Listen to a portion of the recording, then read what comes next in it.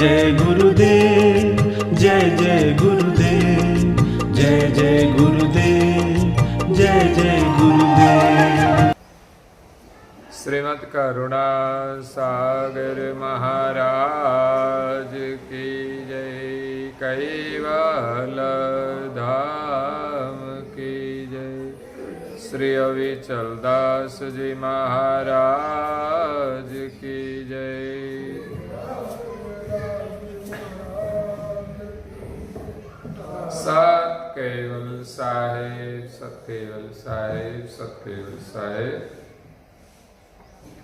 परम गुरु श्रीमद् करुणा सागर महाराज श्री रचिता पंचम स्वसंवेद निजपति परम प्रभाव स्कंद है चौथा और चौपाई नंबर है 65।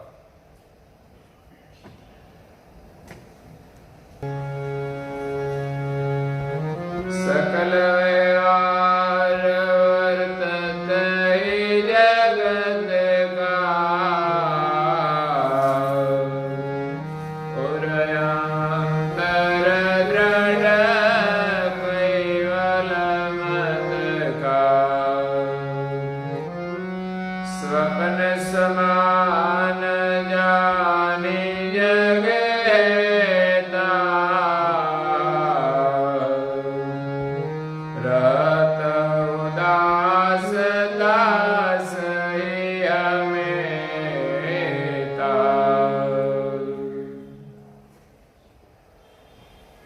प्रिय भक्तजनों,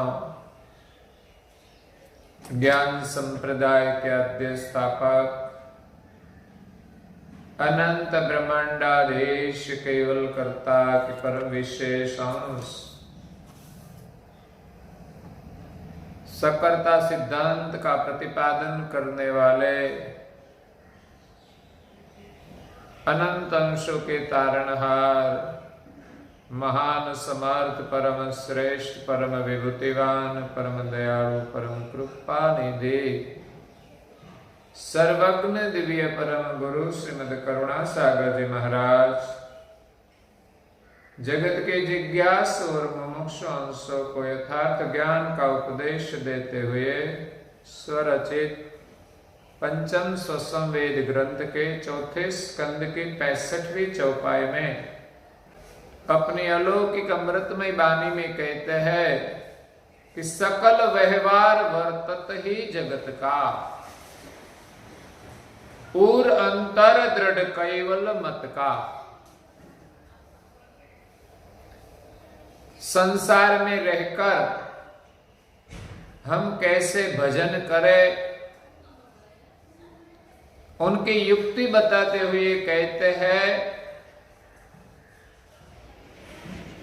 कि गृहस्थाश्रम में जो रहते हैं उनकी संसार की सभी फर्ज निभाते निभाते वो भगवान का सुमिरन करे। सकल व्यवहार वर्तत ही जगत का, कुछ जगत पक्ष का व्यवहार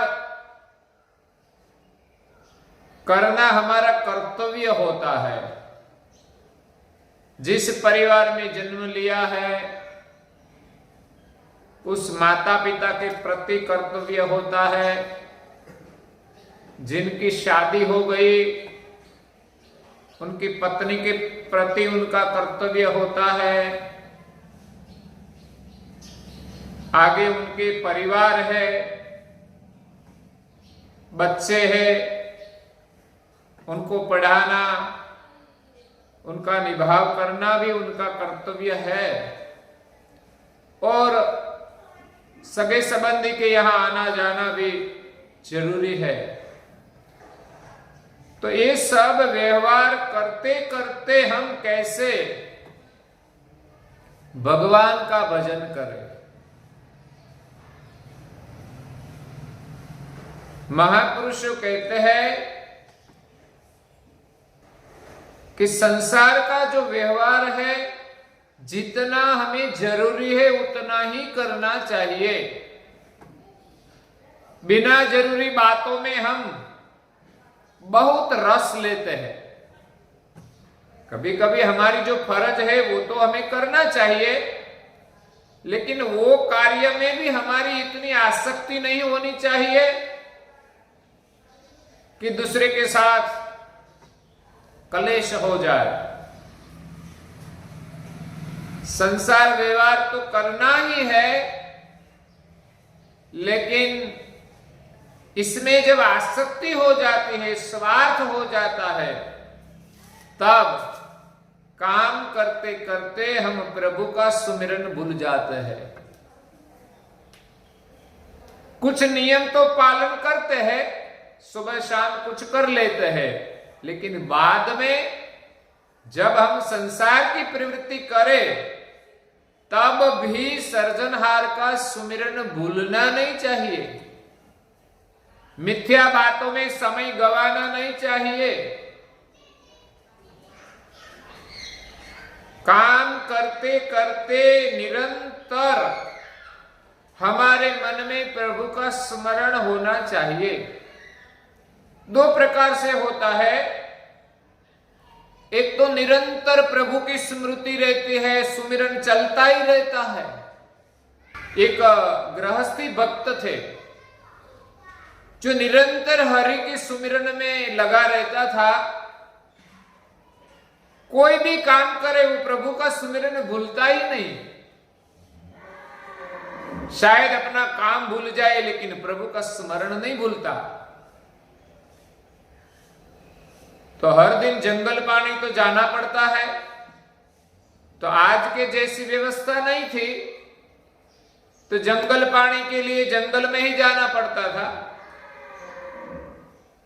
तो कुदरती हाजत के लिए वो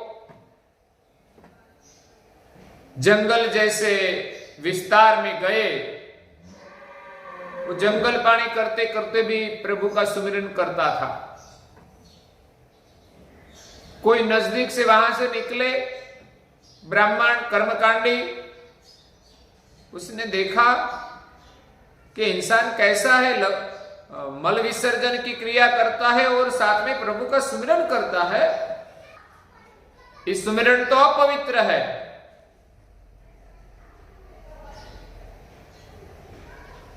उसने टकोर किया कि भाई इतना पता ही नहीं कि कुदरती हाजत के समय सुमिरन करना नहीं चाहिए।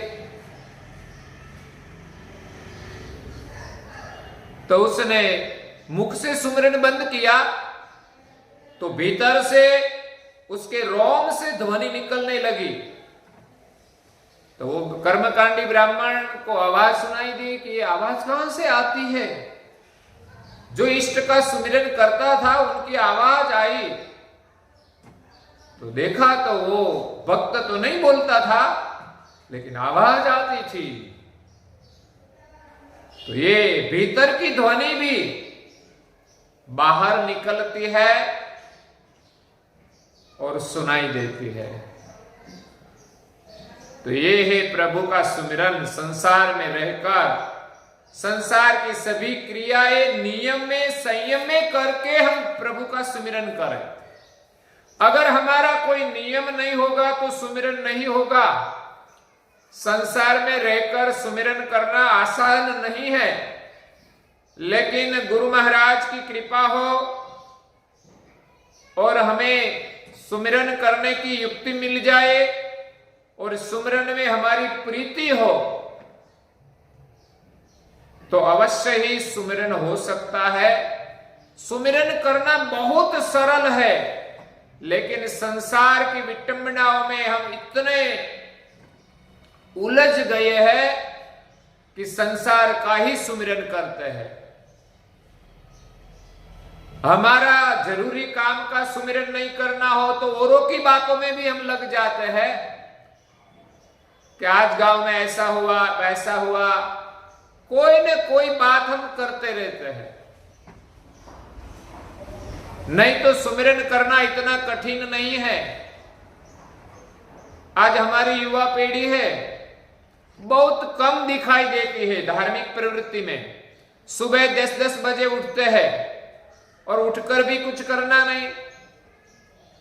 शायद मंदिर आगे बैठे और दर्शन करे तो करे, नहीं तो वो भी नहीं करते। क्यों?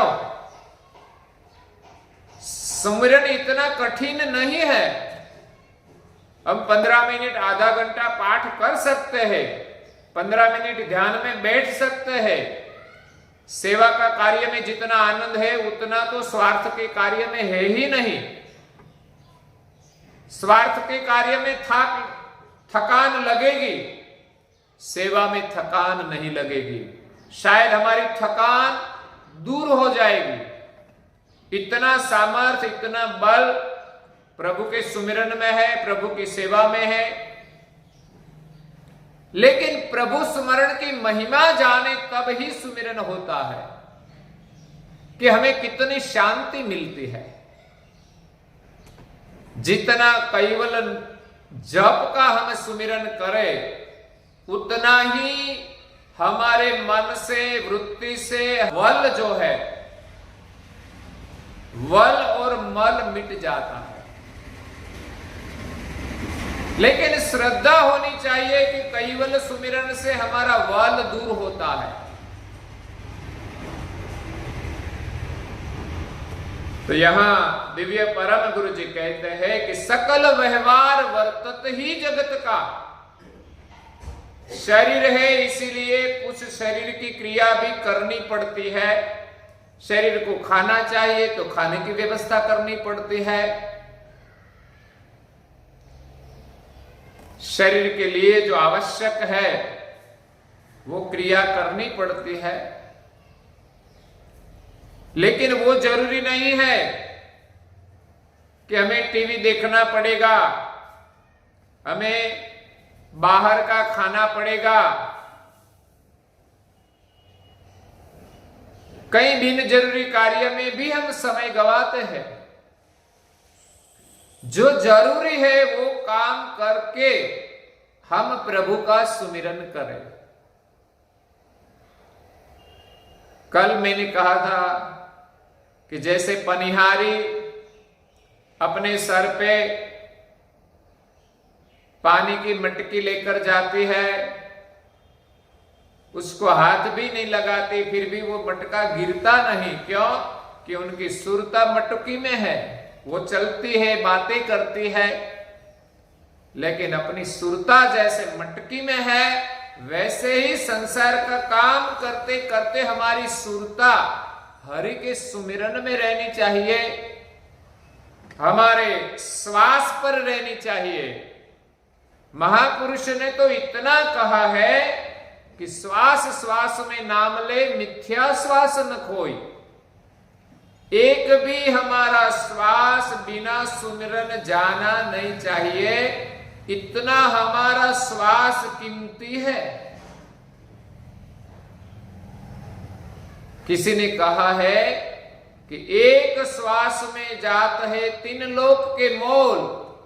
कहना था सो कह दिया, क्या बजावत ढोल। हमारे जीवन का कितना महत्व है, हमारे एक श्वास का कितना महत्व है। एक ही बात में बता दिया कि एक श्वास में जात है 3 लोक के मोल। मृत्युलोक, पाताल लोक और देवलोक, 3 लोक का जितना मूल्य है इतना मूल्य हमारे श्वास का है। जो इस श्वास के हरि का सुमिरन किया जाए तो तीनों लोगों ने जिसने उत्पन्न किया है ऐसे सर्जनहार की प्राप्ति हो जाती है।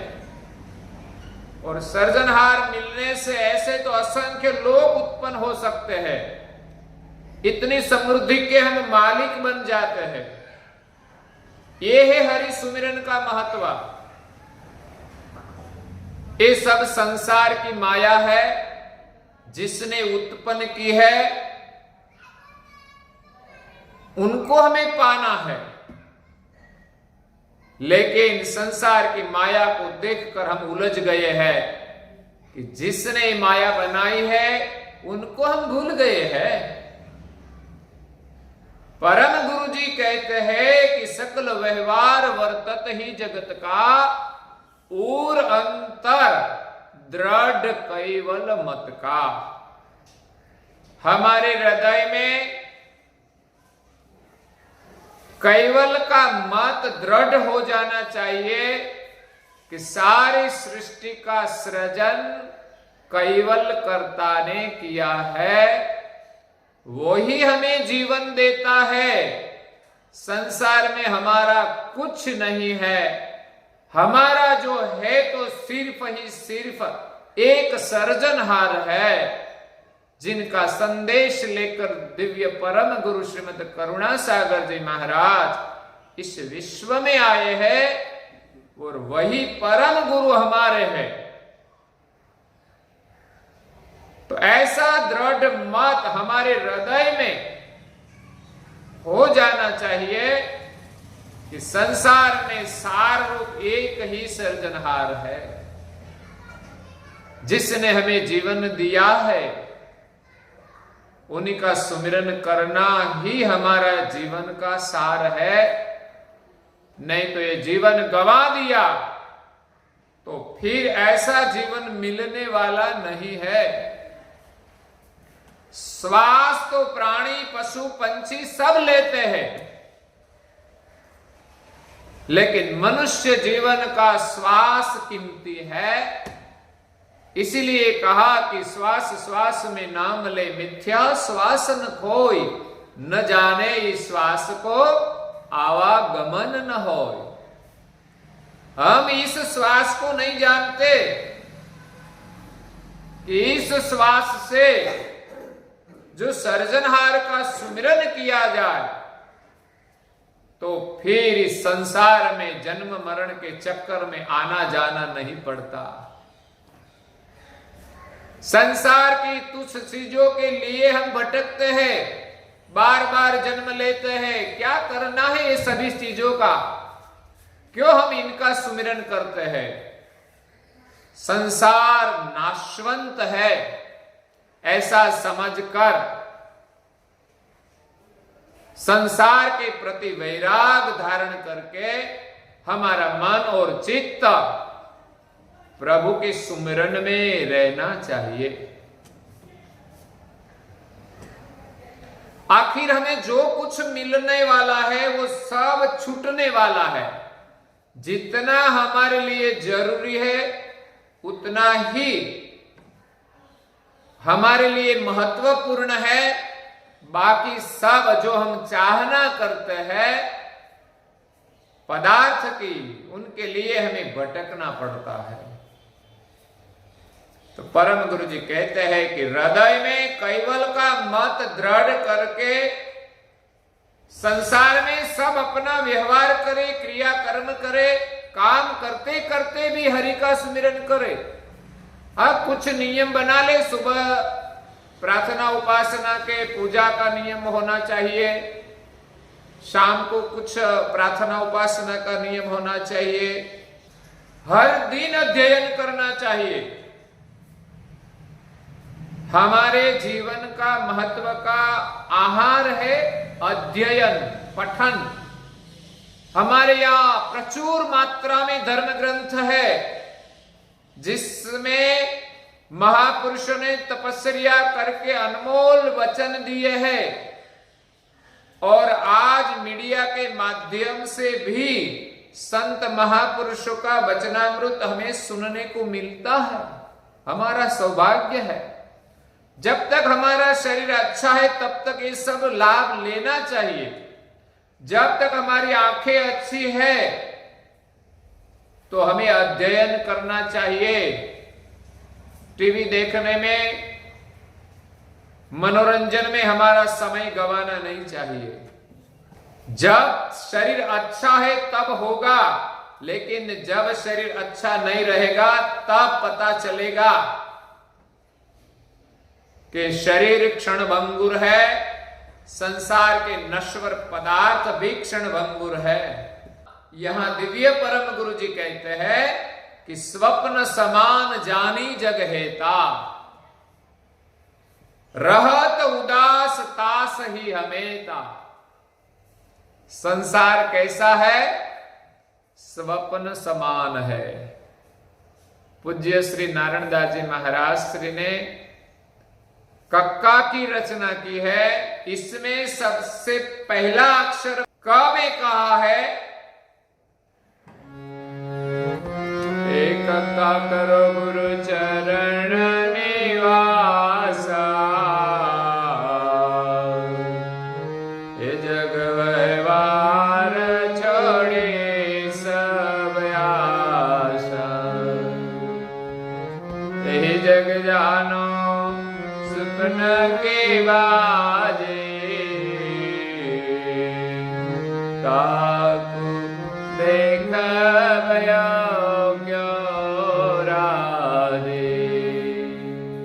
कक्का करो गुरु चरण निवासा।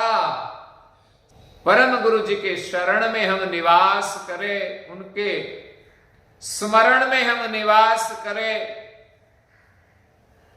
जग व्यवहार छोड़ी सब आशा, जगत का व्यवहार हमें जितना जरूरी है उतना ही करना चाहिए। बाकी संसार व्यवहार में जो हमारी आशाएं है, अपेक्षाएं है, वो सब छोड़ दो। वो पूरी होगी तो भी कोई फर्क नहीं पड़ता। स्वप्न समान ये संसार है, यही जग जानो सुपन की बाजी। ये संसार स्वप्न है, सत्य नहीं है। हम उसके पीछे दौड़ते हैं, लेकिन इस संसार सत्य नहीं है, स्वप्न है। जैसे हमें स्वप्न आता है, जब भी हम जागते हैं तब पता चलता है कि ये तो स्वप्न है। इसी प्रकार इस संसार भी स्वप्न है।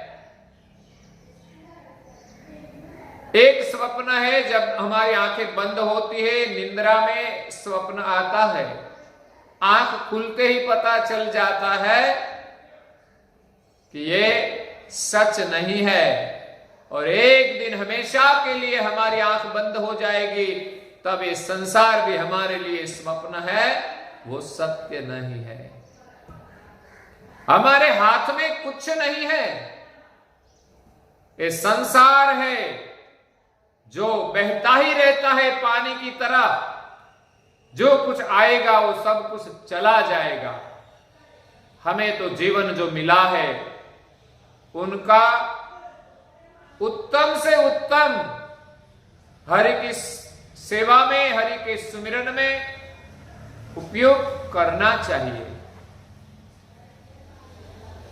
तो स्वप्न समान जानी जग हेता, जगत के साथ हम स्वप्न समझकर प्रेम रखें कि जितना जरूरी हो उतना ही व्यवहार करें। रहत उदास तास ही हमेता, इस संसार से हमेशा के लिए उदास रहो। इसलिए तो साधु परंपरा में एक उदासीन परंपरा आई है। जगत के प्रति हमें सदैव उदास रहना चाहिए, लेकिन आज लोग थोड़ा थोड़ा लाभ मिल जाए तो खुश खुश हो जाते हैं, लेकिन कभी कभी थोड़ा नुकसान भी हो जाता है तो रोना पड़ता है। शादी हुई तो खुश हो जाते, इतना व्यर्थ का एक खर्च भी करते हैं, व्यर्थ का दिखावा करते हैं और व्यर्थ की आवाज करते हैं। जो डीजे बजता है उनकी आवाज का भी प्रदूषण होता है। फिल्मी गाने बजाते हैं, इसमें क्या लेना। जो सामाजिक व्यवहार के अनुसार विधि है वो करनी चाहिए, लेकिन ये डीजे लाकर लाखों का खर्च करते हैं। माँ बाप ने कितनी मेहनत से पैसा इकट्ठा किया है वो नहीं देखते। अगर तो माँ बाप कैसी परिस्थिति में जी रहा है, उनको अच्छा कपड़ा देना चाहिए, उनके लिए जो जरूरी है वे व्यवस्था करनी चाहिए, वो नहीं देखते। तो ये संसार का व्यवहार हमारे लिए दुख रूप होता है। एक युवान लड़का था, उनकी शादी हो गई, बाद में उनके यहां संतानों का जन्म हुआ तब आज की परिस्थिति के अनुसार हॉस्पिटल में दाखिल करना पड़ा। होता है जब प्रसूति होती है तब हॉस्पिटल में तो जाना ही पड़ता है, लेकिन बहुधा बालकों को वेंटिलेटर ऊपर रखना पड़ता है, कमजोर जन्म लेता है। तो इसमें उसको 8-10 लाख का खर्च हो गया। उनके पास पैसा नहीं था, उसका धंधा भी चौपट हो गया। मैंने सोचा कि शादी में शायद पैसा बचाया होता तो काम लगता, शादी में पैसा उड़ा दिया होगा। उनको तो ऐसा लगता है कि अब तो हमें पैसा की जरूरत ही नहीं पड़ेगी। शादी तो जीवन की शुरुआत होती है, बाद में तो पैसे की बहुत जरूरत पड़ती है। इसीलिए सोच समझ कर पैसों का खर्च करना चाहिए। अगर हमारे पास जरूरत से भी ज्यादा हो तो भी बिन जरूरी खर्च नहीं करना चाहिए। क्यों? कि कई लोगों को पैसों की जरूरत है, उसको मदद भी करनी चाहिए। हमारे पास ज्यादा है तो उड़ाने से कुछ लाभ मिलने वाला नहीं है, दिखावा करने से कुछ लाभ मिलने वाला नहीं है। किसी को जो हमने मदद किया तो इस आत्मा के हम आशीर्वाद मिलेंगे, और हम जो भी सेवा करेंगे, सुकृत करेंगे, उनका फल भी हमें मिलेगा। इसलिए संसार स्वप्न है, इस संसार के प्रति हमेशा उदासीन रहना चाहिए। प्रसन्न रहना है तो हमें मंदिर में आकर प्रभु की प्रार्थना करके प्रसन्न होना चाहिए। हमारे बच्चे अच्छे काम करें, इनसे हमें प्रसन्न रहना चाहिए। एक भक्त ठाकुर जी की पूजा करता था। एक दिन पूजा में भोग के लिए प्रसाद लाना भूल गए, तो सुबह सुबह में उसके लड़के को कहा कि बेटा ये 10 रुपया लेकर बाजार में से कुछ प्रसाद लेके आओ।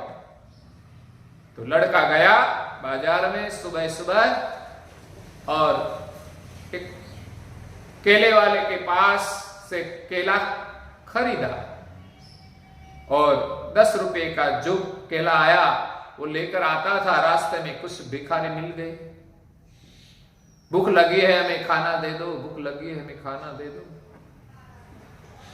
पहले तो बच्चे को थोड़ा संकोच हुआ कि ये तो ठाकुर जी के लिए ले जाना है, उनके पास और पैसा तो था ही नहीं। लेकिन भिखारी ने बहुत बार मांगा, तब उनका दिल दया से भर गया, तो सब केले उनको खिला दिया। घर पे आते आते कोई केले बचे नहीं। पहले तो सोचता था कि मैं बिना केले घर कैसे जाऊं,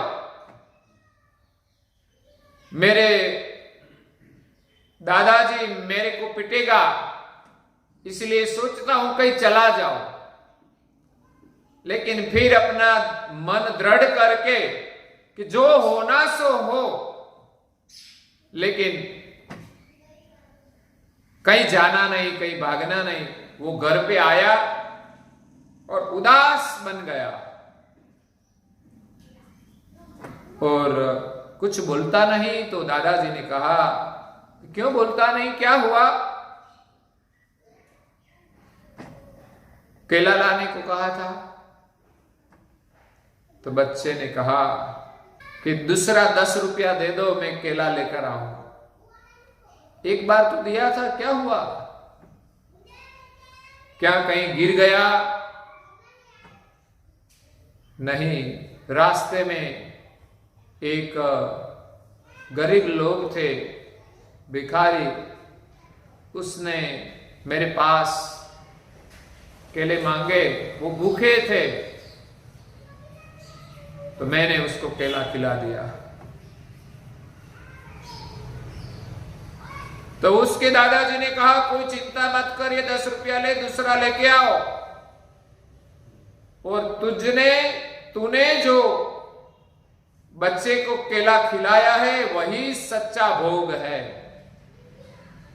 हर दिन तो हम ठाकुर जी को खिलाते हैं, लेकिन जब कोई भूखा इंसान हमारे द्वार पे आए, हम उसको न खिलाए तो समझना कि हमारा भोग ठाकुर जी खाते ही नहीं। अगर तो हम हर दिन ठाकुर जी को भोग लगाते हैं, एक दिन कोई भिखारी हमारे द्वार पे आया तो समझना कि आज ठाकुर जी हमारे द्वार पे खाने के लिए ही आए हैं। तुम खिलाते हो कि नहीं, ये आपकी कसौटी है। तो इसमें आनंद होना चाहिए कि हमारा बच्चा ने ऐसा बड़ा काम किया है। संसार में और कई काम करते हैं, नई गाड़ी लाया तो हम खुश होते हैं, लेकिन इसमें कोई खुशी की विशेषता ही नहीं है। गाड़ी लाया तो लाया, ठीक है।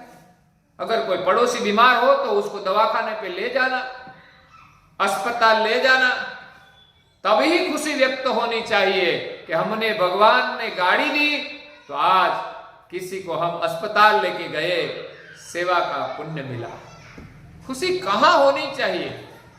संसार में हमें रहना है, सब व्यवहार भी करना है, पर अंतर में केवल का दृढ़ मत होना चाहिए कि भगवान ने हमें जो जीवन दिया है क्यों दिया है, और सुख सुविधाएं जो दी है, सामग्री दी है, वो भी क्यों दी है।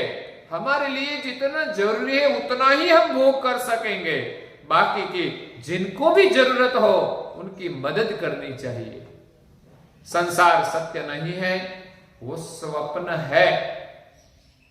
उनके लिए हम और थोड़ा विस्तार करेंगे, लेकिन आज समय पूरा होता है। आज के प्रवचन को यहाँ विराम देते हैं। श्रीमद् करुणा सागर महाराज की जय, श्री कैवल धाम की जय, श्री अविचल दास जी महाराज की जय।